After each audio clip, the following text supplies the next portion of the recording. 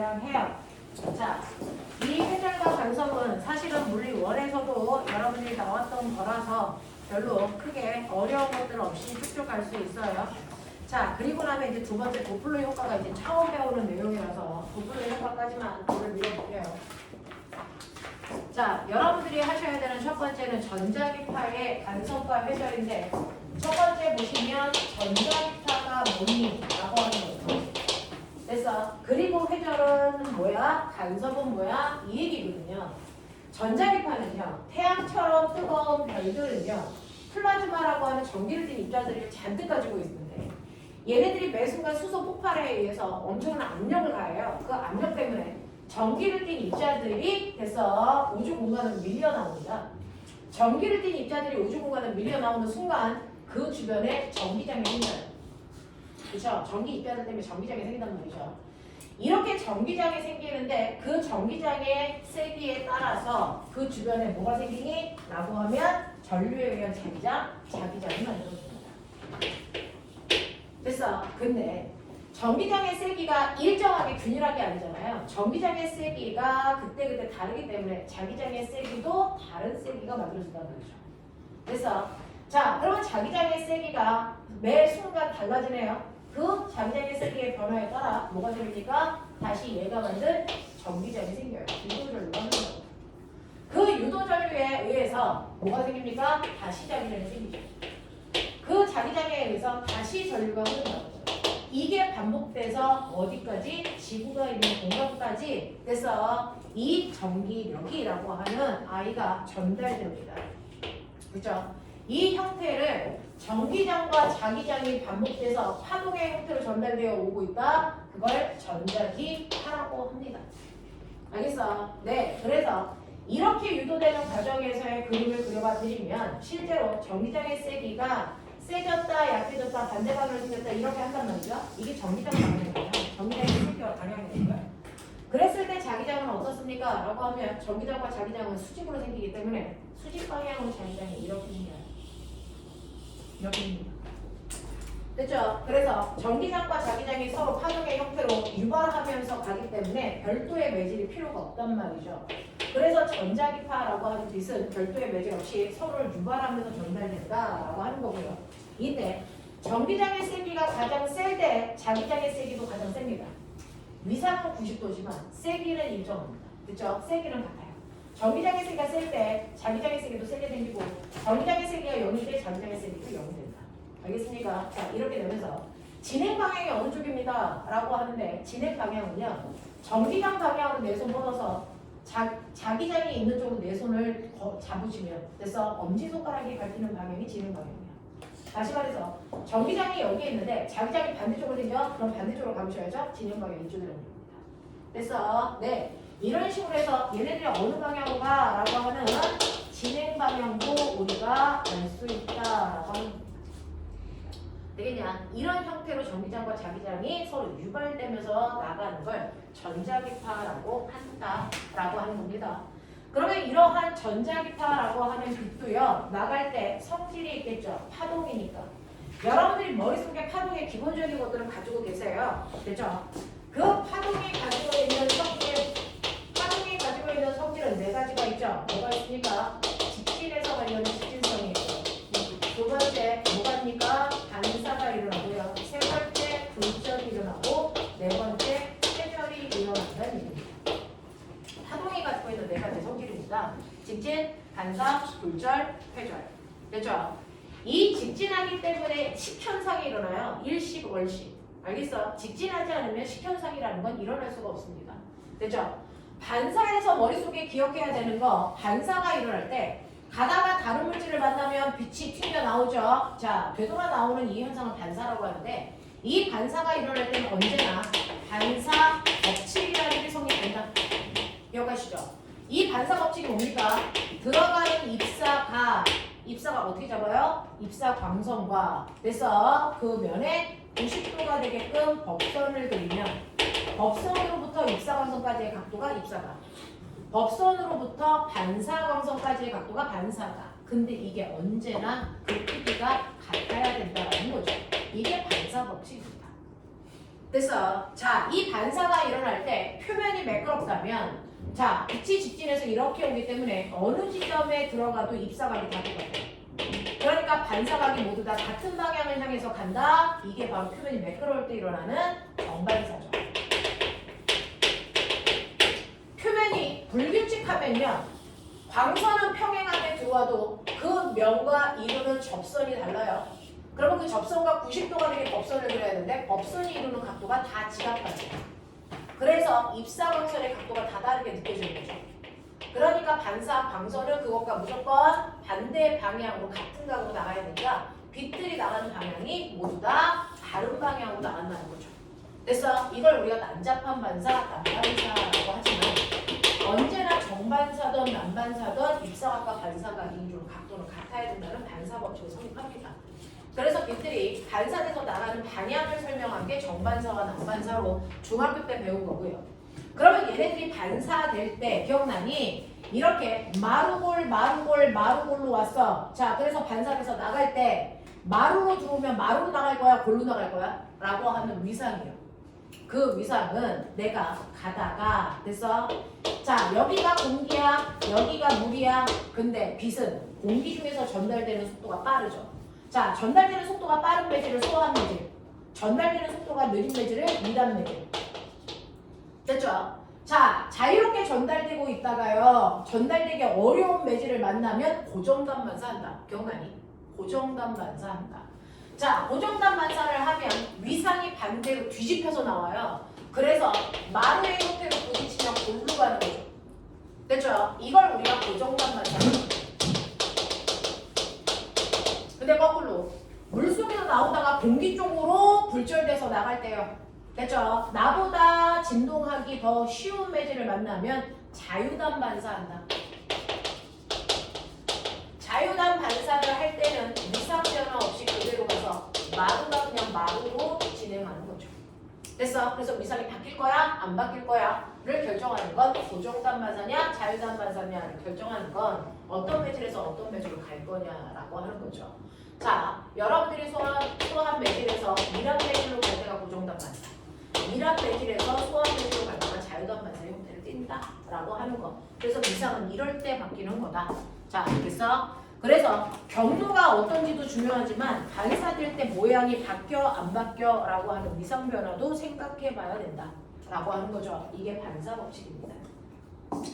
자, 그 다음에 굴절에서 우리가 고려해야 되는 거, 굴절이 일어날 때 빛이 가다가 꺾인다 그랬죠. 꺾여 들어갈 때 몇 도로 꺾여 들어가? 자, 얘는 많이 꺾일 거야 조금 꺾일 거야 라고 하는 꺾이는 정도를 얘기한 게 굴절률. 그 굴절률에 대해서 얘기한 사람이 누구? 스넬. 그래서 스넬 법칙. 맞아. 자, 이 굴절률에 두 가지가 있었어. 기억해. 좀! 절대 굴절률. 또 뭐 있어? 상대 굴절률. 됐어. 절대 굴절률이 뭐였어? N 공기의 절대 굴절률. N 물에서의 절대 굴절률. 이런 느낌. 됐어. 상대 굴절률은 뭐야? 공기에서 물로 갈 때의 됐어. 꺾이는 정도. 상대 굴절률. 또는 물에서 공기로 갈 때 상대 굴절률. 이 두 값은 서로 역수관계. 와, 진짜 하나도 기억이 안 나. 그랬었나? 이런 게 있었나? 뭐 이런 거죠. 자, 그랬을 때 상대 굴절률 어떻게 보였어? 라고 하면 이렇게 되죠. 공기 중에서 물 속으로 빛이 들어가다가 꺾여 들어가. 이렇게. 됐죠? 자, 그랬을 때 당연히 이때 반사돼서 나가는 애도 있고 꺾여서 들어가는 아이들도 있는데 요때 입사각을 해서 네. 자, 여기에 굴절각이 이렇게 되어 있죠. 이거를 세타 1, 이걸 세타 2 이렇게 표현한다고요. 자, 얘가 왜 꺾여야 돼? 두 매질 사이에 전달되는 속력 차이 때문이야. 되겠어? 자, 그래서 우리가 상대 굴절률 공기에서 물로 갈 때요. 상대 굴절률은 여러분들이 보시는 것처럼 공기에서 출발해서 물로 가기 때문에 출발한 지점이 분자로 도착한 쪽을 분모값으로 놓고 계산하면 된다. 이렇게 했어요. 됐죠? 그래서 속력 차이 때문이니까 공기에서의 빛의 속력과 물에서의 속력의 비율로 계산하시면 이게 상대굴절일 값이다. 됐죠? 또는 속력이라고 하는 거. 자, 파동에서의 속력. V는 호명아, 물리 원을 다시 해줄 순 없잖아. 속력. V는 속력은 시간분의 거리죠. 그래서 속력은 시간분의 거리인데 파동에서 한 번 진동하는데 걸리는 시간은 주기. 그 주기 동안 간 거리는 파장. 맞냐? 근데 주기분의 1을 뭐라 그랬어? 진동수. 그래서 F 난다. 기억나냐? 놈의 새끼들아. 이렇게 되죠. 자, 그래서 물에서의 속력은 물에서의 진동수와 물에서의 파장을 곱한 거고, 공기에서의 속력은 공기에서의 진동수와 파장을 곱한 값인데, 같은 파동이라면 공기 중에서 물로 들어갈 때 진동수는 바뀌지 않고 파장만 바뀐다. 맞아? 그래서 이거 계산할 때 N, 자, F, 공기, 남다, 공기, F, 물, 남다, 물. 근데 이 값이 똑같잖아. 그래서 이게 약분돼서 없어지죠. 됐어? 그래서 파장의 비율이 속력 비율과 똑같아. 이 얘기였어. 됐어? 이걸로 상대물질을 구하라 그랬어. 또 이때 빛이 들어갈 때 생기는 이 각도의 크기가 바로 속력의 크기와 비례한다 그랬어. 됐어? 그래서 속력을 집어넣지 않고 비례하는 값인 각도를 집어넣어도 돼. 단지 이걸 값으로 바꾸기 위해서 사인 값으로 치웠다 하면 돼. 이렇게 했어. 맞아. 자, 그 다음에 이러한 상대 굴절률을 절대 굴절률로 구할 수 있는데 절대 굴절률만 거꾸로 써야 돼. N 공기분의 M물 이랬어. 알겠어? 자, 기억 안 나는 사람들은 지금 머릿속에 넣으셔야 돼. 마지막이에요. 됐죠? 이렇게 됩니다. 이게 상대 굴절률. 됐어? 근데 예를 들어서 빛은 공기에서 속력이 빨라. 10이라고 치자. 물에서의 속력이 느려. 2라고 치자. 그러면 상대 굴절률이 얼마 나와? 5 나오겠지. 알겠어? 알겠어? 네. 자, 근데 공기에서 물로 가는 게 아니고 공기에서 유리로 가. 그럼 공기에서의 속력은 그대로 10이야. 근데 유리는 물보다 빛이 전달되는 속도가 더 느려. 그래서 이거 1이야. 라고 하면 얘는 상대 굴절률이 10이겠죠. 됐죠? 상대 굴절률이 큰 숫자가 나오면 나올수록 됐죠? 네. 둘의 속도 차이가 크다는 얘기고요. 이해해요? 둘의 속도 차이가 크다는 얘기고. 그 다음에 상대 굴절률을 구했는데 보면아 상대 굴절률이 1보다 커. 상대 굴절률이 1보다 작아. 느낌 잡았지? 뭐예요? 상대 굴절률이 1보다 크다는 얘기는 빠른 매질에서 느린 매질로 간다는 얘기야. 됐어? 상대 굴절률이 1보다 작다는 얘기는 느린 매질에서 빠른 매질로 간다는 얘기지. 근데 상대 굴절률이 5 나왔어. 그거 뭐야? 얘보다 얘의 속력이 5배 빠르다는 얘기지. 맞아? 상대 굴절률이 1이 아니고요. 5분의 1 나왔어. 그럼 뭐야? 자, 얘가 더 빠르다는 얘기지. 몇 배? 5배. 알겠습니까? 이런 얘기. 됐죠? 그래서 상대 굴절률은 속도가 누가 빠르다? 몇 배 빠르다를 얘기하거나 몇 배 빠르다를 얘기하거나. 됐어? 처음에 출발한 물체가 몇 배 빠른지를 얘기한 거다. 알겠습니까? 이게 상대 굴절률이야. 이해되겠어? 이해되겠어? 그래서 단지 값을 구하는 게 아니고 값의 의미를 분석하는 문제들이 나오겠지. 그러니까 그 의미가 뭔지 알아야겠지. 되겠냐? 이런 느낌이야. 이런 느낌이야. 이게 상대 굴절률이야. 되겠어? 자, 그 다음에 회전이라는 게 뭡니까? 라고 하는 겁니다. 여러분들이 굴절 그러면 스넬 법칙 이거 다루는 거 물어내서 했고요. 물투에서 이거에 관련된 문제들을 또다시 푸는 것들도 있겠죠. 자, 근데 핵심은 이제 회전입니다. 회전. 자, 굴절이라는 건 뭐냐면 A 매질에서 B 매질로 갈 때 두 매질 사이의 속력 차이 때문에 꺾인다는 거야. 그치? 근데 회전은 뭐야? A 매질에서 A 매질로 가. 매질의 속력 차이가 없어. 왜? 같은 매질이니까. 근데 애새끼가 가다가 휘어. 왜? 왜? 방해물을 만났으니까. 알겠습니까? 방해물을 만났으니까 이걸 뚫고 갈 능력이 없으니까 피해가겠다는 거야. 알겠어? 뚫고 갈 능력이 있으면 뚫고 가겠죠. 그럼 너네 봐봐. 전자기파라고 하는 아이는요. 에너지가 작은 애부터 시작해서 에너지가 큰 애까지 있네. 맞아. 그 에너지가 큰 애가 방사능이야. 맞지? 에너지가 작은 애들을 묶어서 우리가 전파라고 해. 맞냐? 그러면 어떤 물질이 있으면요. 누가 더 많이 휘일까? 피해갈까? 당연히 에너지가 작은 애들이 잘 휘어요. 맞아? 에너지가 큰 애들은 피해갈 이유가 없지. 내가 힘이 센데 뚫고 가면 돼. 알겠습니까? 그래서 에너지가 큰 물질일수록 파동일수록 뭐 피해가지 않고 추가율이 커. 다시 말해서 회전율이 작다고. 무슨 말인지 알겠니? 에너지가 크면 뚫고 간다고. 그러니까 방사선 걔는 시멘트 1m까지 들어. 알겠어? 그러니까 핵폭탄이 터졌을 때 방공호에 들어갔는데 방공호에 시멘트가 그래서 10cm밖에 안 돼. 그럼 방공호가 아니야. 그냥 다 뚫고 들어와. 와. 알겠어? 그래서 방공호도 그 방공호가 뭐를 위한 방공호냐에 따라서 두께를 다르게 해요. 지진으로부터 안전해야 되는 거냐? 화재로부터 안전해야 되냐? 아니면 핵이 터졌을 때 안전하냐? 핵이 터졌을 때 안전한 방공호는 청와대밖에 없어요. 그래서 일반적으로 그런 방공호를 만들 수 없어. 알겠어? 우리가 만드는 방공호는 화재로부터 지진으로부터 안전한 것만 만들죠. 됐죠? 네, 이렇게 된다고요. 그래서 이렇게 에너지가 큰 애들은 잘 뚫고 간다. 추가율이 높다. 거꾸로 말하면 피해가지 않으니까 회전율은 작다. 됐어? 자, 에너지가 작은 애들은요 피해가야 되니까 회전율이 커요. 자, 그럼 나 물어볼게요. 자, 빛의 에너지 어떻게 구합니까? 파동의 에너지. 파동의 에너지 어떻게 구합니까? A제곱 F제곱으로 구해요. 됐어? 또는 빛이 광자일 때, 입자일 때는 HF로 구해요. 어쨌든 파동의 에너지를 결정하는 게 진동수라는 얘기죠. 됐죠? 네. 근데 보면 기억나니? 광속은 F 나와요. 됐어? 근데 광속은 이쪽에 가죠. 됐어? 그럼 진동수가 크다는 얘기는 파장이 뭐다는 얘기야? 짧다는 얘기야. 같은 말. 됐어? 에너지가 크려면 진동수가 커야 됩니다. 자, 진동수가 커야 에너지가 큽니다. 근데 에너지가 큰 애는 파장은 짧겠죠. 알겠습니까? 이런 얘기야. 그러니까 꼬맹아 회전은 파장이 짧을수록 회전이 잘 안 일어나. 에너지가 크니까. 됐어? 파장이 길어야 회전을 잘 한다. 알겠습니까? 이런 얘기. 파장이 길어야 에너지가 작기 때문에 잘 피해갑니다. 회전율이 높습니다. 알겠습니까? 이 얘기입니다.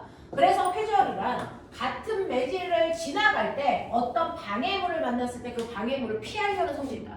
방해물을 피해서 돌아가려는 성질이야. 그것 때문에 불전하는 거야. 그래서 네. 자, 이렇게 가다가 방해물을 만나면 얘를 뚫고 가자고 이렇게 피해간다고요. 파동들이.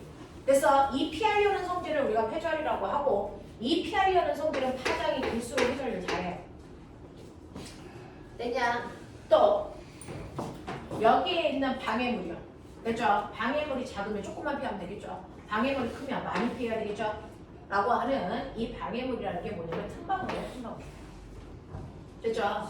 여러분들이 파도가 칠 때 방파제요. 방파제요. 방파제입니다. 자, 이 방파제가 있으면 파도가 이렇게 치죠? 파도가 이렇게 치면 이때 요 간격, 내가 피해갈 수 있는 공간 됐어? 이 공간이 D라고 할게요. 이 공간이 좁을수록 팍팍 잘 회전해요. 팍팍 잘 회전해요. 됐어? 근데 이 공간이 넓으면 그냥 직진하려는 성질을 가지고 있어요. 잘 회전하지 않아. 그냥 이렇게 간다. 알겠습니까? 네. 그러니까 이 틈이요. 틈의 간격은 좁을수록 회전이 잘한다. 라는 거죠. 알겠습니까? 이게 회전이야.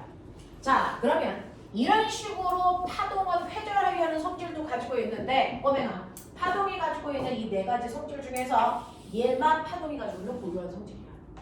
나머지 직진, 반사, 부적, 물질들도 해. 물질도 해. 됐어? 그래서 내가 공을 벽에다 던지면 공이 튀어나오잖아. 반사하잖아. 물질도 한단 말이야. 됐어? 하지만 물질은 회전은 못해. 알겠어?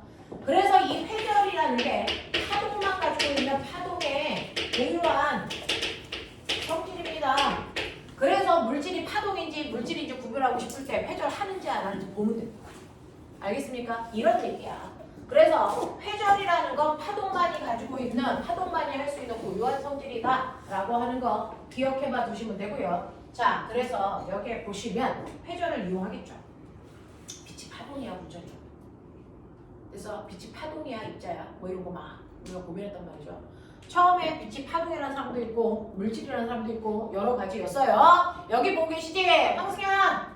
자, 그러면 빛이 물질인지 파동인지 확인하기 위해서 회전을 하는지 안 하는지 보겠다는 거죠. 됐어? 그 회절을 이용해서요 내 눈에 나타나는 간섭 무늬가 생기는지 안 생기는지 보겠다는 거야. 그래서 간섭은 회절에 의해서 나타나는 현상이야. 그래서 회절 때문에 나타나는 현상이야. 알겠습니까? 간섭 하는지 볼게요. 자, 실제로요 토마스 역이라는 사람이 빛이 파동이라는 걸 증명한 사람이야. 뭘로? 회절을 이용한 간섭 실험으로. 이 회절을 이용한 간섭 실험으로 빛은 파동이구나 라고 하는 걸 확인했단 말이죠. 자, 그 사람은요 첫 번째 하나의 구멍을 뚫어요. 하나의 구멍을 멋진 말로 단일 슬릿 됐죠? 그 앞에 양초를 킵니다. 자, 양초라고 하는 빛에서는요 다양한 파장이 나옵니다. 마치 태양처럼 됐죠? 짧은 파장도 나오고 긴 파장도 나와요. 그 중에서 이 단일 슬릿을 통해서 하나의 파장만을 걸러냅니다. 됐죠? 자, 그래서 파장의 길이가 2mm 또는 3mm짜리 하나의 파장만 걸러내기 위해서 우리는 단일 슬릿을 씁니다. 됐죠? 여러분들이 빛이 아니고 레이저 포인트면 단일 슬릿이 필요 없어요. 레이저 포인트는 이미 단일한 파장만 나오게 되어 있어요. 됐죠? 네, 근데 얘는 양초니까 다양한 파장이 나오니까 단일 슬릿을 통해서 파장의 길이가 하나인 아이만 걸러냅니다. 자, 근데 그 빛이 이 단일 슬릿이라는 틈을 통해서 나올 때 뭐합니까? 회절, 회절, 회절. 다시 말해요. 빛이 퍼진다고요. 빛이 퍼진다고요. 그래서 이 구멍을 통해서 빛이 퍼짐 현상이 생깁니다. 자, 이렇게 퍼지면서 빛이 이렇게 가고 있을 때 앞부분에 이중 슬릿을 놔라 이런 얘기예요. 자, 그럼 이중 슬릿을 놓으면 빛이 퍼져서 빛이 이쪽으로도 가고 이쪽으로도 가고 이쪽으로도 가고 이쪽으로도 간단 말이죠. 자, 그랬을 때 이 틈을 통과한 빛은 또 하나의 여기를 파원으로 만들어서 또 여기서부터 파동이 새롭게 시작하는 것처럼 회절해요. 이런 식으로 회절해서 앞으로 전진해서 간다고요. 또 자, 요 틈을 통과한 아이도 여기가 하나의 파원이라고 생각해서 여기서부터 새로운 파원을 만들어서 이런 식으로 됐어. 퍼져나간다. 이게 하이원스의 원리입니다. 됐죠? 하나의 틈을 하나의 파원으로 놓고 거기서부터 새롭게 마루와 골을 만들어서 진동해 간다. 하이원스의 원리예요. 됐죠? 자, 이렇게 퍼져나가다 보면 노란색 파동과 빨간색 파동이 만납니다. 자, 만나는 곳에서 파동은 서로 영향을 주고받죠. 이걸 간섭 효과라고 하죠. 됐죠? 근데 간섭을 할 때요. 얘가 마루와 마루가 만나서 간섭을 하냐? 골과 골이 만나서 간섭을 하냐? 됐습니까? 네. 또는 마루와 골이 만나서 간섭을 할 거냐? 에 따라서 나타나는 효과가 다릅니다. 왜? 마루라고 하는 건 실제로 어떤 에너지가 왔을 때 마루가 되냐? 여기 있는 매질을 이 새끼가 들어 올릴 수 있는 에너지가 왔다는 거죠. 됐죠? 여기는요, 요 부분은 지금 여기 있던 매질을 1m 들어 올릴 수 있는 에너지가 왔기 때문에 1m만 올라갔어. 근데 마루에 해당되는 요 부분의 에너지는요, 여기 있던 매질을 2m 들어 올릴 수 있는 최고의 힘을 가지고 온 거죠. 그래서 얘가 펄럭 올라간 거예요. 되겠어요? 네, 그래서 마루의 형태가 뛴 거죠. 그래서 마루는 매질이 올라가서 생긴 모양이지만 그 모양을 만든 건 그곳에 있는 에너지가 그 모양을 만든 겁니다. 됐죠? 그래서 여기에 온 에너지가 여기 있는 매질을 가장 높게 드는 에너지가 온 거구나 이렇게 판단하시면 되죠. 자, 여기에 온 에너지는요 아래쪽으로 내리는 에너지를 가지고 온 거야. 1m. 여기 있는 에너지는요 여기 있는 매질을 2m 밑으로 내리는 에너지가 온 거라고.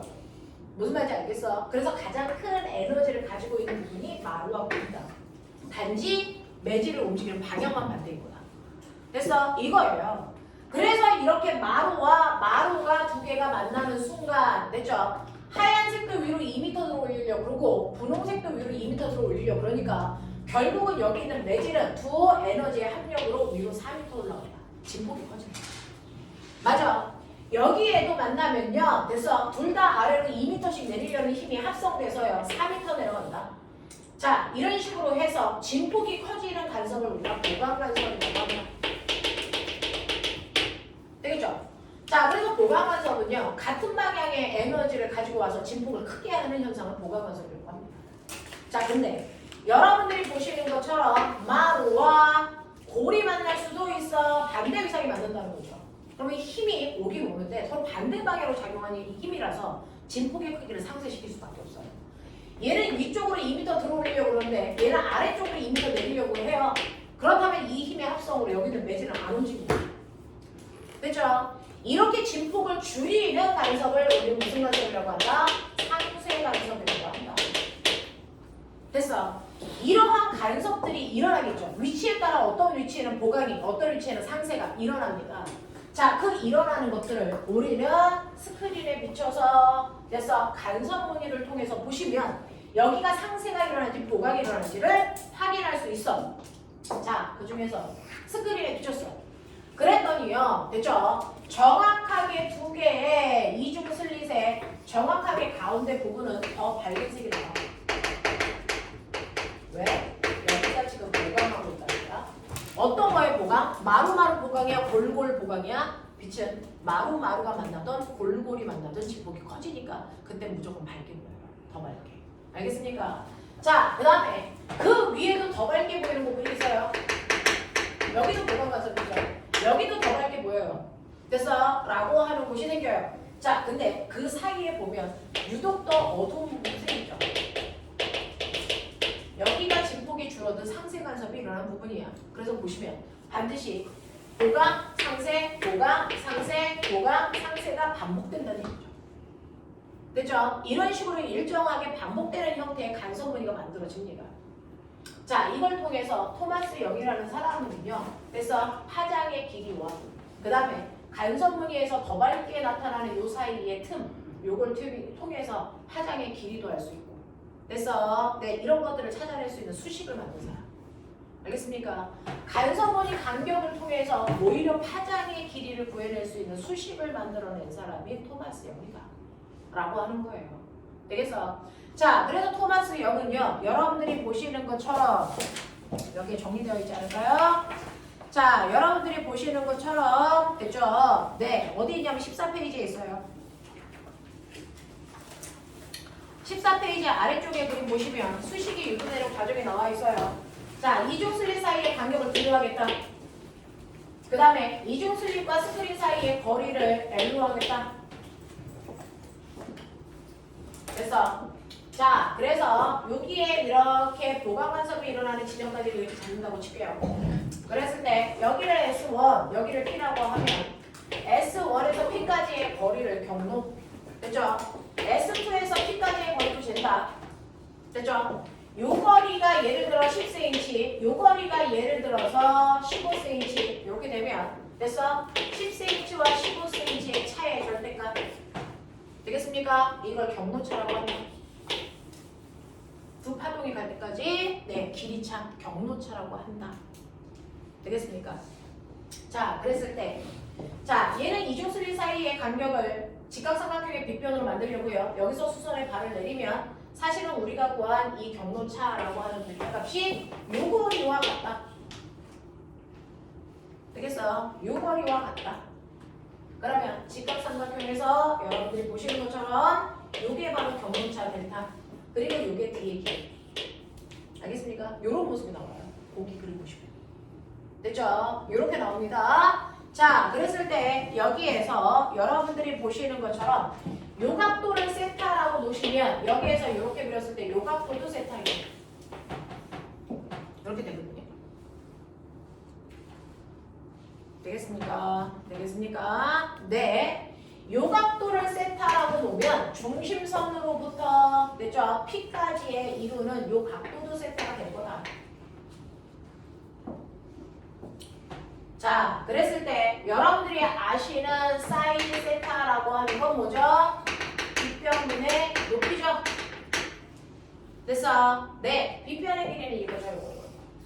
됐어? 근데 요 세타 값이 작기 때문에 이 빗변의 길이나 요게 직각삼각형에서야 요 빗변의 길이나 요 세타 값이 눈곱만큼 작거든요? 자, 요 높이는 어떠니? 직각삼각형에서 각도가 드럽게 잡을 때는요, 요 길이나 요 길이나 같다. 이게 논리적이죠. 엄청 논리적이야. 그러니까 요 길이가 요 길이랑 같다. 그러니까 우리는 이 빗변의 길이를 이중슬릿과 스크린 사이의 거리 L로 놔둡니다. 법적으로 그래. 됐어. 그리고 여기에서 밝은색에서 밝은색까지의 거리를 X라고 봅니다. 여기에요. 알겠냐? 알겠냐? 네. 자, 이렇게 놓는다면 여러분들이 알고 있는 그 경로차라고 하는 이 부분은 사실은 D 사인 세타로 나도 무방한 거다. 여기. 근데 그게 얘다. 됐죠? 자, 그러면 이게 D 사인 세타니까 D 사인 세타. 요거 됐다. L분의 DX. 맞아? 맞아? 오케이. 자, 이게 바로 여러분들이 알고 있는 경로차인데 그 경로차가요, 여러분들이 보시는 것처럼 그래서 네. 자, 밝은 색에서 밝은 색까지. 됐니? 네. 여기 뭐라 그랬어요? 보강간섭이 일어나려면 그 보강간섭이 일어나는 식을 수식으로 만들었죠. 2분의 란다의 V가 이 개놈의 새끼 2분의 람다의 뭐요? 2n 했던 거 기억나요? 이게 보강간섭의 위치였죠. 상세간섭은 2분의 람다의 2n 플러스 2다 라고 했던 거 기억나요?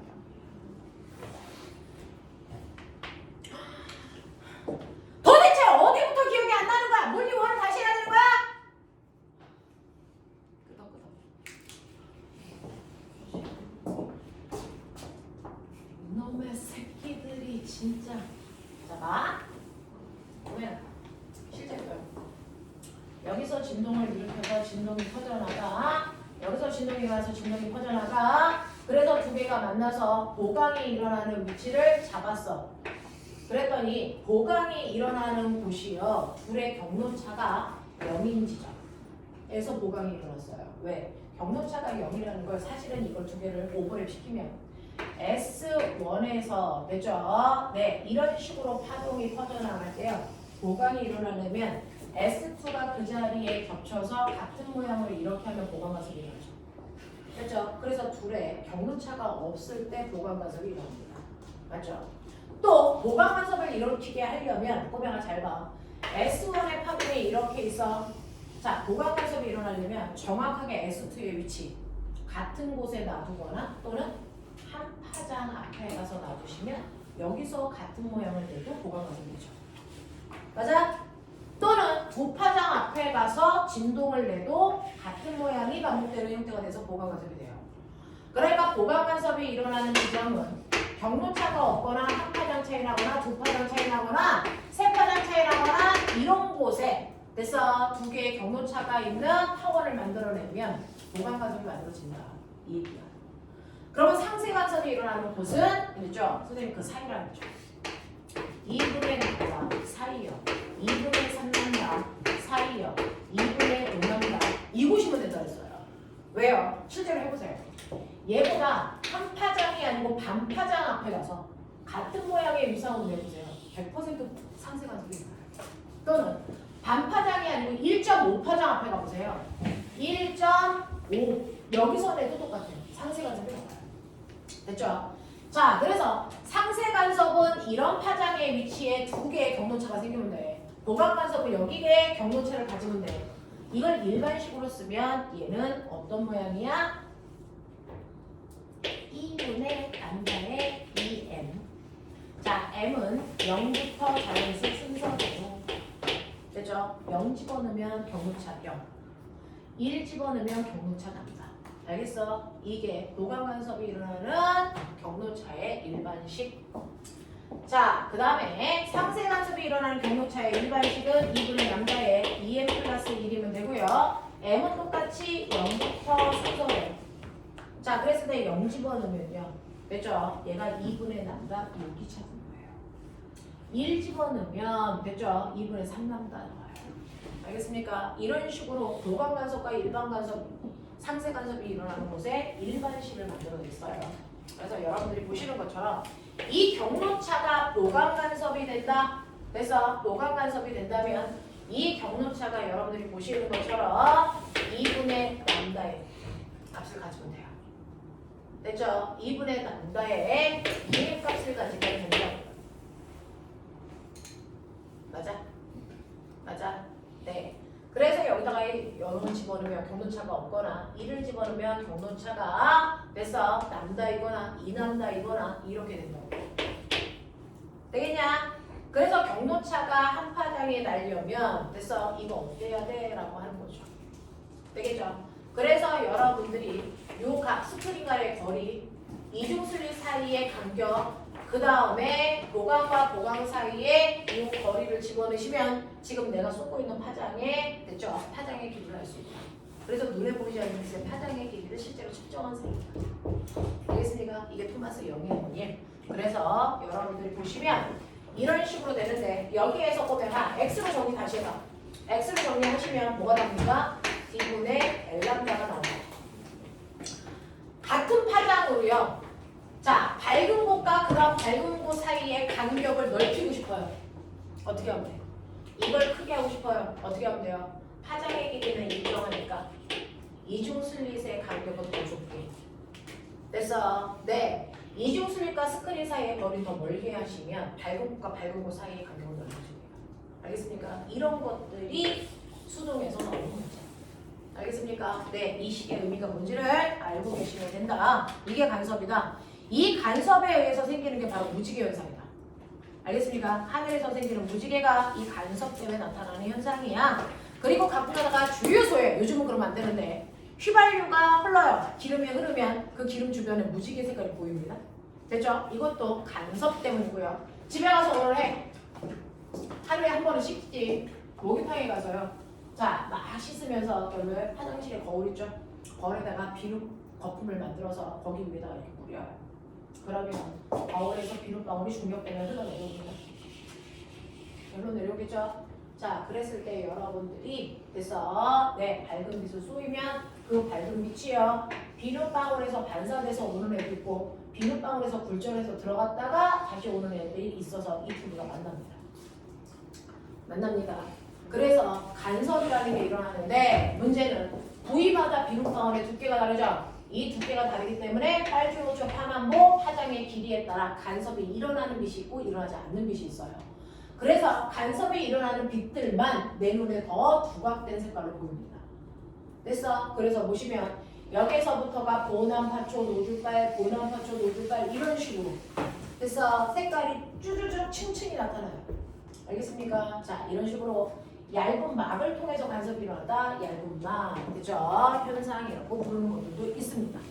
알겠습니까? 자, 이렇게 해서 파장의 길이에 따라 간섭되는 정도가 다르게 나타난다 라고 하는 거 보시면 되고요. 집에 혹시 CD, 옛날 거 CD 있어요? 그거 CD 이렇게 반사해서 보시면 빨주노초파는 거 보입니다. 거기서도 간섭이 일어나는 거고요. 그 다음에 이 간섭을 이용해서 만든 게 홀로그램입니다. 여러분들 종이에 보시면 그죠? 지폐 보시면 거기에 홀로그램 있죠? 그것도 간섭을 이용해서 만든 겁니다. 자, 이 간섭을 이용해서 만든 것들, 그런 색깔 현상 말고요. 소리도 있죠. 비행장에 가면 항상 비행기가 뜨면서 엄청난 소음이 발생해요. 그곳에서 오랫동안 일한 사람들은 귀에서 이명 현상이 들려요. 계속 소리가 잉 하고 들린단 말이죠. 자, 그래서 그런 것들이 나타나지 않게 소음이 큰 곳에서 근무하는 사람들은 됐죠? 소음 제거 장치 뭐죠? 헤드셋을 끼고 있죠. 그러면 거기에서 주변에서 들어오는 소음을 얘가 감지하고요. 그것과 반대 방향의 위성을 가지고 있는 파동을 발생시켜요. 그래서 소리를 없애버립니다. 그래서 라고 하는 노이즈 캔슬 자체가 그래서 이러한 간섭을 이용한 거다라고 하는 걸 기억해 두시면 되겠죠. 되겠어? 여기까지 돼? 오케이. 자, 그러면 거기에 해당되는 내용이 28, 29, 30, 31 있으니까 풀어가지고 오시면 되고요. 사실은 내가 너네들한테 오늘 해주고 싶었던 게 32페이지의 도플러 효과다라고 하는 거죠. 자, 도플러 효과까지만 예쁘게 해드리고요. 다음 주에 렌즈 방정식과 광전 효과 이렇게 해서 끝내드릴게요.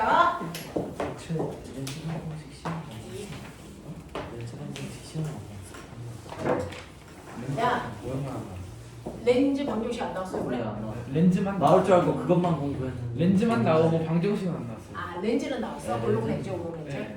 뭐 무슨 문제 나왔어? 그러니까 그냥 직선을 쌌는데 그게 퍼졌다. 그래서 퍼졌다. 이거는 뭐 A는 어떨 때 퍼지고 쓰이고. B는 뭐 있나 이런 렌즈 오록 찾는. 렌즈, 볼록 렌즈. 네네. 그 찾는 건 나오고. 그거 모르는 새끼 있었어? 원시근시 네, 원시용 환경, 근시용 환경.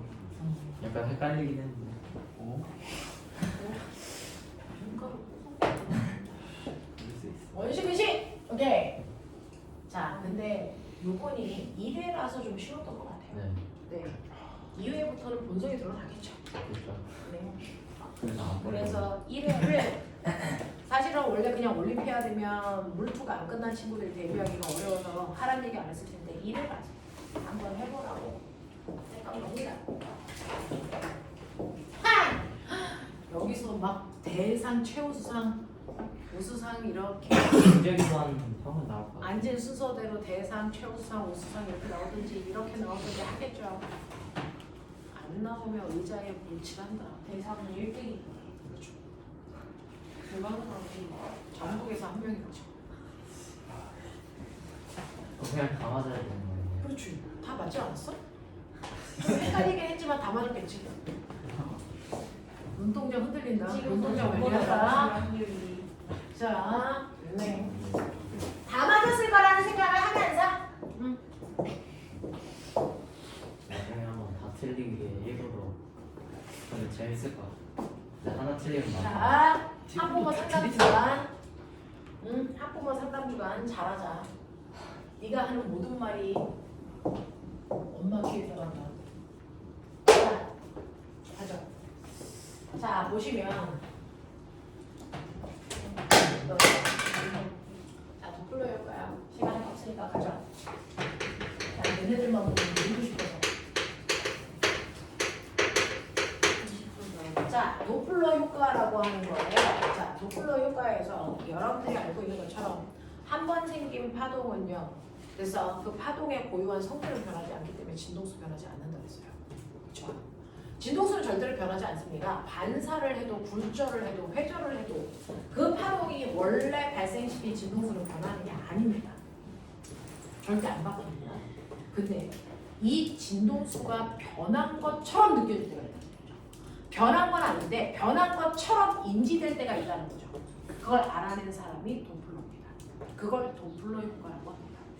알겠어? 그래서 도플러 효과라고 하는 건 파동이 생겼는데 그 파동의 진동수는 변하면 안 되는데 진동수가 마치 달라진 것처럼 나타나는 현상들 이걸 도플러 효과라고 하겠다는 거죠. 됐어? 네, 그 중에서 우리 알아요. 진동수가 클수록 에너지가 크다. 맞습니까? 진동수가 클수록 에너지가 큰데 빨주, 노초, 파남보, 가시광선에서도 색깔이 다 다른 이유가 에너지의 크기가 다르기 때문이야. 그 중에서 가장 에너지가 큰 색깔이 무슨 색깔이니? 보라색이야. 보라색 쪽으로 갈수록 진동수가 크고 파장은 짧습니다. 알겠습니까? 이런 경향성을 띱니다. 자, 그래서 실제로 각각의 물질들은 고유한 색깔을 가지고 있는데 얘가 진동수가 달라지다 보니까 색깔이 변하는 현상들이 나타난다는 거예요. 그렇죠? 네. 그걸 말로 표현한 게 여러분들이 알고 있는 청색 편이 적색 편입니다. 청색 편이는요 진동수가 작아지는 효과를 적색 편이라고 하고요 진동수가 커지는 효과를 청색 편이 그래서 라고 표현합니다. 그래서 적색 편이라는 건 진동수가 처음보다 작아지게끔 느껴지네. 됐어? 다시 말해 파장이 처음보다 길어지는 효과네 이런 뜻이야. 됐죠? 청색 편이는 처음보다 진동수가 커지는 것 같아. 파장이 짧아지는 것처럼 느껴져. 이걸 얘기하는 거예요. 됐죠? 진동수는 변하면 안 되는데 변하는 것처럼 느껴지는 현상을 편의 현상이라고 하고 도플러 효과라고 한다. 알겠어? 어떨 때 그래? 라고 하면 간단하게 정리해 드릴게요. 여러분들 밖에서 잉영 소리 내면서 앰뷸런스 오죠? 경찰차 오죠? 경찰차가 나한테 다가왔다가 멀어지는 동안 소리의 크기는 당연히 가까우면 커지겠죠. 근데 그거 말고 소리의 높낮이. 자, 도레미파솔라시도 소리의 높낮이를 뭐가 결정합니까? 진동수가 결정합니다. 맞죠? 여러분들이 알고 있는 도, 레, 미, 파, 솔 갈수록 진동수가 커지는 거 아닙니까? 됐죠? 그래서 자, 앰뷸런스가 막 나한테 올 때 처음에 저 멀리서 들리는 진동수와 그래서 얘가 다가오면서 진동수가 다르대요. 점점 나한테 다가올 때는 진동수가 커지는 듯한 느낌이고요. 멀어질 때는 오히려 진동수가 줄어들어 낮지는 으로 느낀답니다. 저는 소리를 잘 느끼지 못해서 높아지는지 낮아지는지 모르지만 절대 음감의 사람도 있겠죠. 높낮이가 바뀌는 것처럼 느껴진답니다. 그게 바로 진동수의 변화입니다. 알겠어? 이렇게 진동수가 바뀌는 것처럼 느껴지는 현상들이 나타난다. 그게 소리에도 빛에도 설명해 볼게요. 하나만 설명하면 여러분들은 응용할 수 있으니까 할 텐데 이렇게 여러분들이 알고 있는 것처럼 V는 F 람다, F는 람다분의 V, 자 람다는 F분의 V 상식입니다. 알아두고 계시고요. 자, 그 다음에 여기에서요. 음원장치에서 소리가 나오죠. 음원장치에서 소리가 납니다. 그 음원장치에서 나오는 소리의 속력이 V. 그래서 이 소리의 공연 진동수 파장이 이렇다고 치자. 그래서 근데 그 음원장치가 앰뷸런스야. 또는 경찰이야. 이런 씨. 자, 근데 이 경찰차가 움직일 수도 있고 아니면 소리를 듣는 관찰자가 움직일 수도 있죠. 됐죠? 네. 자, 그래서 실제로 소리를 듣는 관찰자가 움직이든지 아니면 소리를 내는 장치가 움직이든지 둘 중에 하나가 움직이게 되면서 나타나는 현상이 바로 도플러 현상이에요. 됐어? 그럼 보면 생각해봐. 우주는 매일매일 뭐 해주고 있어? 팽창해. 그러면 빛을 내는 별이 나하고의 거리가 계속 뭐 해주고 있어? 멀어지고 있죠. 거리 변화가 생긴다. 됐냐? 그거는 빛을 내는 장치 자체가 뒤로 밀어지는 거죠. 그것 때문에 편의현상이 생겨요. 무슨 말인지 알겠습니까? 이런 식으로 어떤 파동이 나올 때요. 그 파동을 내고 있는 장치 자체가 움직이거나 그 파동을 보고 있는 관찰자가 움직이면 편의현상이 무조건 발생합니다. 그래서 얼마만큼 어떻게 그거 맞아? 라고 하는 걸 얘기하겠다는 거예요. 도플러 효과예요. 그렇죠? 자, 그래서 우리는 이런 식으로 음원장치와 관찰자가 있는데 여러분들은 첫 번째 음원장치는 고정시켜 놓고요. 됐죠? 네, 관찰자를 이용시켜 놓고요. 관찰자가 움직이는 걸 설명해 볼게요. 자, 그러면 이런 식으로 여기서 소리가 나옵니다. 엥, 엥, 엥, 엥, 엥 이렇게 가겠죠? 됐죠? 네, 소리의 파장은 일정하니까 이 간격이 일정합니다. 됐죠? 한 파장 간격을 그린 거예요. 일정합니다. 근데 그 소리를 듣고 있는 관찰자가 앞에 있고 뒤에 있는 두 사람이 있어요. 그죠? 얘네들이 모두 다 왼쪽 방향으로 움직인다고 치자. A. 왼쪽 방향으로 갑니다. B. 됐죠? 그러니까 A는 가까워지면서 듣는 거고 B는 멀어지면서 듣는다는 얘기예요. 알겠습니까? 자, 그래서 여러분들이 보시는 첫 번째 관찰자만 이동하고 있어요. 여기에요. 음원 장치는 그대로 있고 관찰자만 움직이면서 소리를 들어요. 라고 하면 이때 변하는 게 뭘까요? 라고 하는 겁니다. 이때 변하는 거 여러분들이 알고 있는 보이는 없고 남는다는 됐죠? 실제로 관찰자가 움직이면서 변하는 게 있겠죠. 뭐가 바뀔까요? 그것 때문에 편의현상이 생기는데 바로 상대 속도가 생깁니다. 자, 소리가 오른쪽으로 10에 빠르게 된다고 쳐. 근데 관찰자는요, 정지되어 있으면 소리가 10에 빠르게 됩니다. 그쵸? 근데 관찰자가 왼쪽으로 2에 빠르게 갑니다. 그럼 관찰자가 들을 때 소리는 얼마의 속력으로 나한테 온다고 느껴질까요? 12 라고 하는 상대 속도가 생깁니다. 무슨 말인지 알겠습니까? 이런 식으로 상대 속도가 생깁니다. 그래서 그 상대 속도 때문에 진동수가 다르게 느껴지는 겁니다. 그래서 이렇게 관찰자가 움직일 때는 상대 속도가 생깁니다. 그것 때문에 진동수가 달라지는 것처럼 느껴진다라고 하는 거죠. 자, 그럼 우리가 알고 있는 것처럼 진동수는 남자분의 V였어요. 그죠? 근데 관찰자가 움직여도 파장의 길이는 변화가 없습니다. 파장 간격은 그대로입니다. 단지 상대 속도가 생기는 거예요. 그래서 자, 그러면 이 파장의 길이는 됐죠? 네. 여기 앰뷸런스가 낸 원래 그 파장의 길이인데 이 파장의 길이를 다시 쓰면 어떻게 써요? 이렇게 쓸 수 있다 그랬어요. 자, 그래서 이 파장의 길이는 원래 소리가 가지고 있는 진동수분의 소리의 속력으로 가면 되겠죠. 됐죠? 분해. 자, 속도는요. 소리의 속도가 아니고 상대 속도로 느껴져요. 소리의 속도는 10이었지만 관찰자가 느끼는 속도는 12로 느껴지잖아요. 맞아요.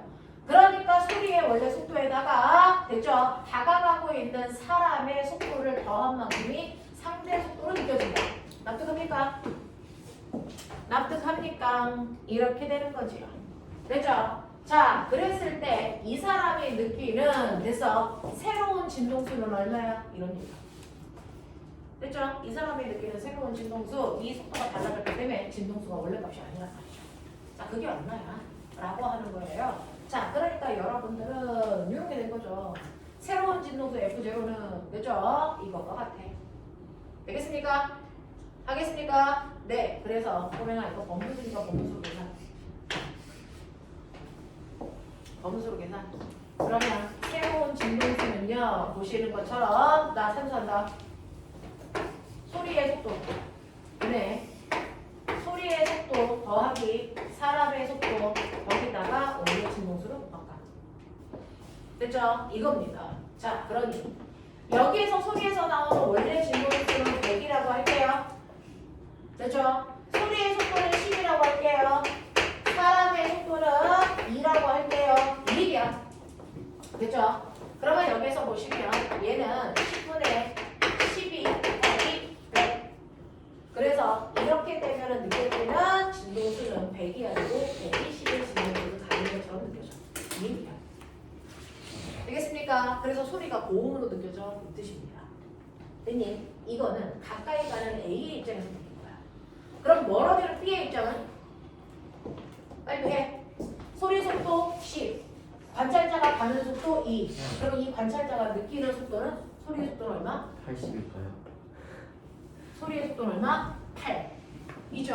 8이 맞아. 네, 소리의 속도가 10. 관찰자의 속도가 2. 그러면 상대 속도가 8. 그 8 어떻게 나왔어? 소리의 속도에서 걸어가는 사람의 속도를 모았을 건데 빼면 되죠. 이렇게 되는 거죠. 그러니까 멀어질 때 느끼는 진동수는요. 10분의 8 곱하기 100이니까 맞아요. 80이죠. 진동수가 작아진다. 됐어? 이 효과가 나타나. 알겠습니까? 이겁니다. 자, 그러면 관찰자가 움직이는 게 아니고 두 번째 음원장치가 움직여. 음원장치가 움직이면 어떤 일이 발생할까? 상대 속도는 안 생겨. 왜? 나는 가만히 있습니다. 내가 멈춰있기 때문에 상대 속도는 안 생겨요. 대신에 뭐가 달라지는 줄 아세요? 이 앰뷸런스가 훅 하고 다가오는데 파장 길이가 달라집니다. 느껴봐.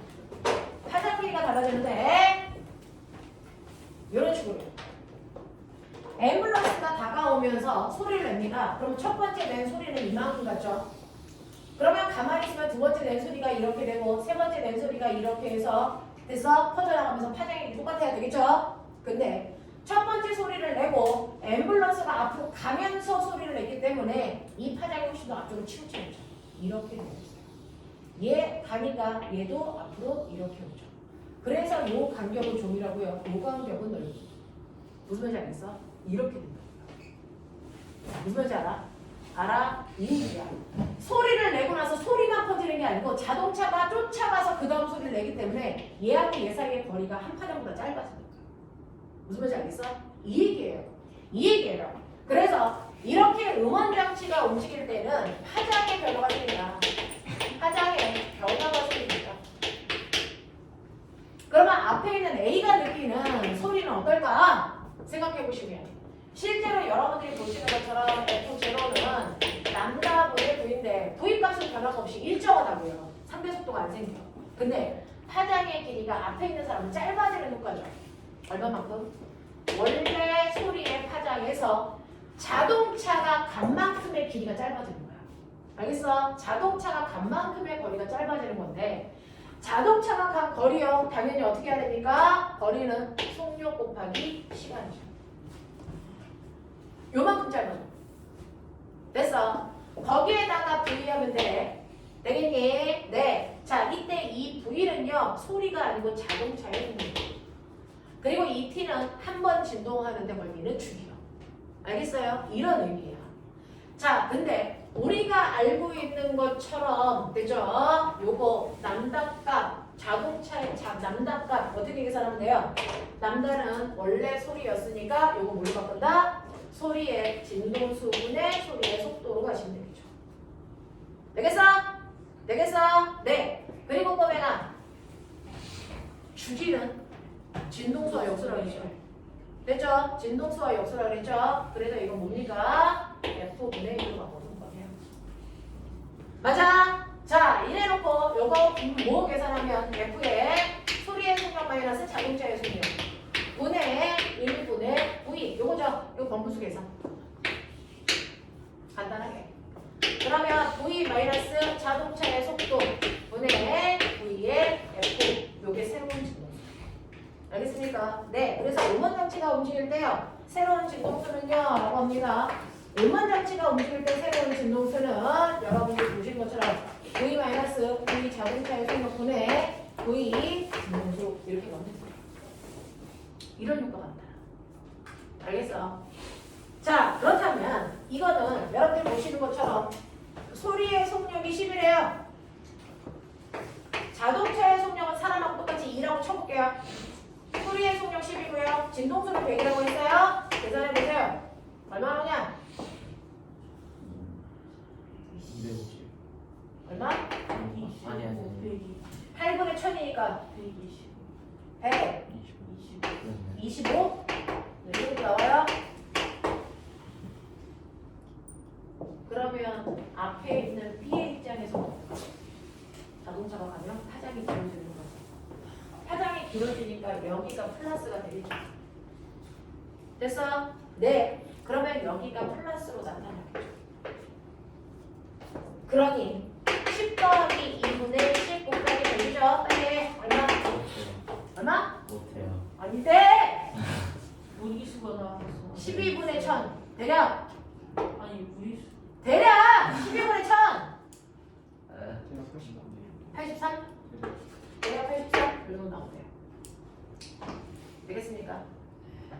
되겠어요? 네. 그래서 실제로 가까워지는 진동수가 커지는 것 같다. 멀어지면 진동수가 작아지는 것 같다. 맞습니까? 이 얘기죠?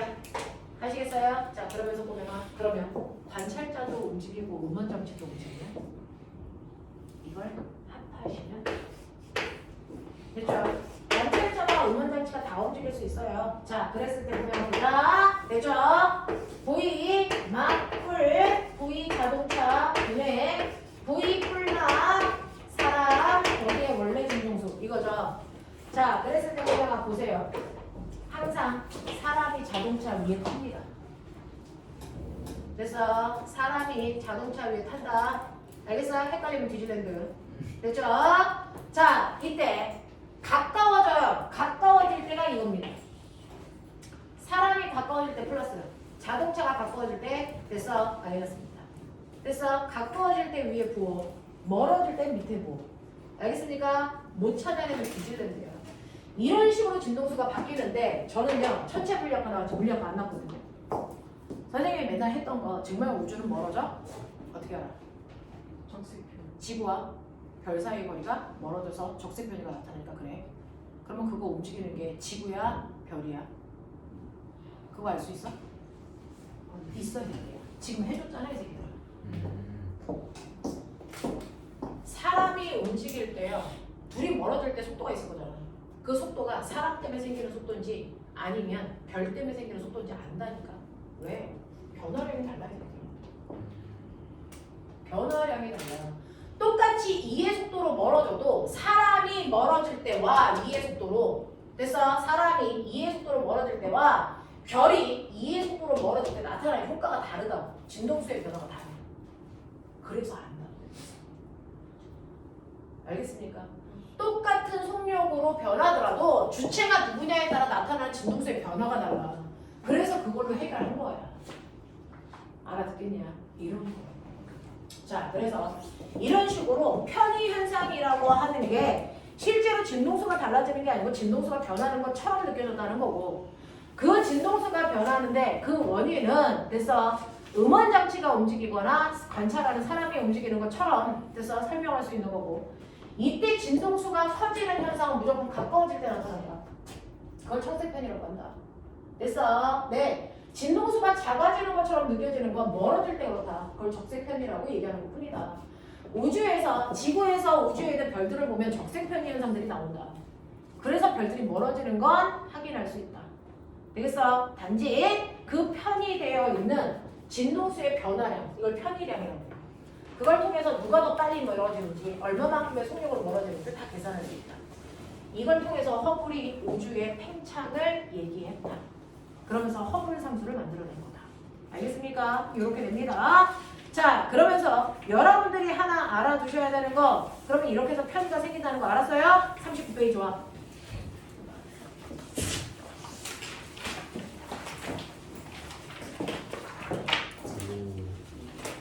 39페이지에 보시면요. 전투기가 나옵니다. 오. 국군의 날 행사할 때 전투기들이 막 이렇게 달리면서 자, 막 뒤집기도 하고 엄청나게 빠른 속도로 가기도 하는데 엄청나게 빠른 속도로 움직일 때 소니붐이라고 하는 현상이 나타나요. 그래서 이게 뭐냐면 사실은요. 이렇게 전투기들이 가면서 공기를 뚫고 가니까 공기를 진동시킨단 말이죠. 그것 때문에 소리가 들려요. 공기를 진동시키니까. 자, 그래서 소리가 이렇게 나고 가만히 있으면 얘가 퍼져나가고 나서 그 다음 걸 내니까 이렇게 파장의 간격이 일정한 등간격으로 소리가 퍼져나간단 말이죠. 원래 이래야 돼요.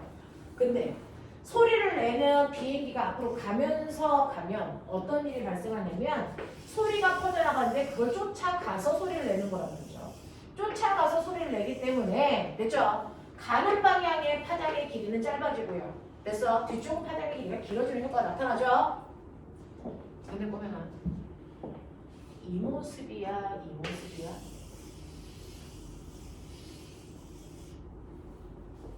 뭐가 달라?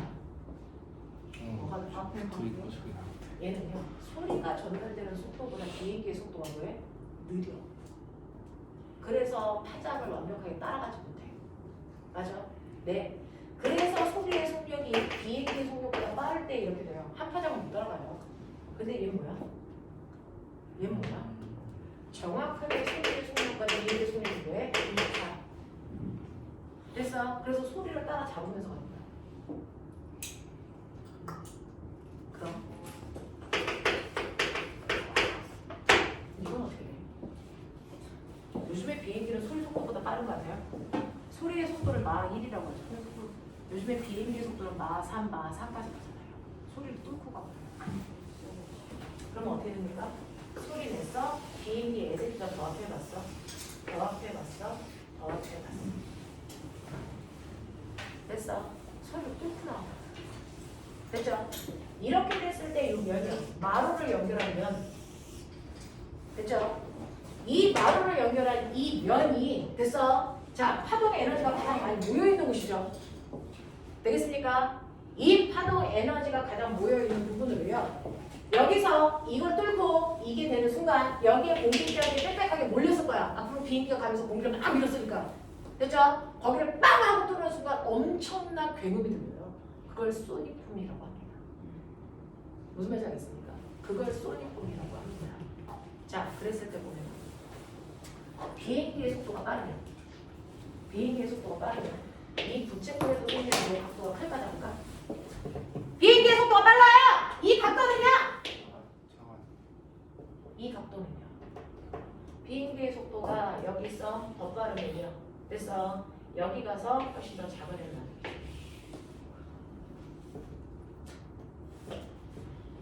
맞아? 맞아? 네.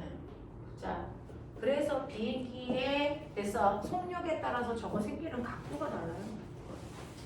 되겠냐? 그래서 이 각도를 통해서 비행기의 속도가 얼마인지를 예측할 수 있다.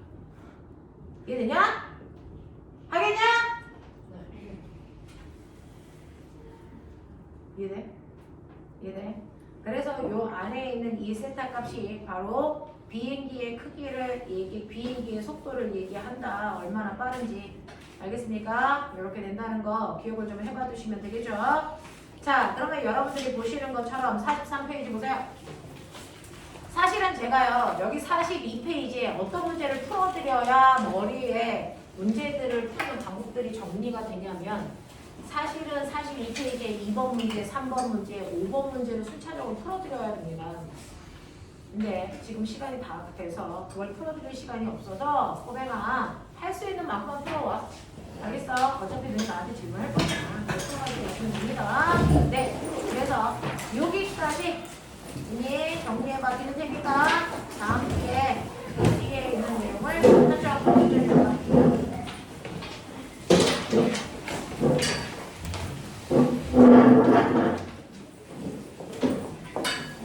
얼마만큼 못 깼니?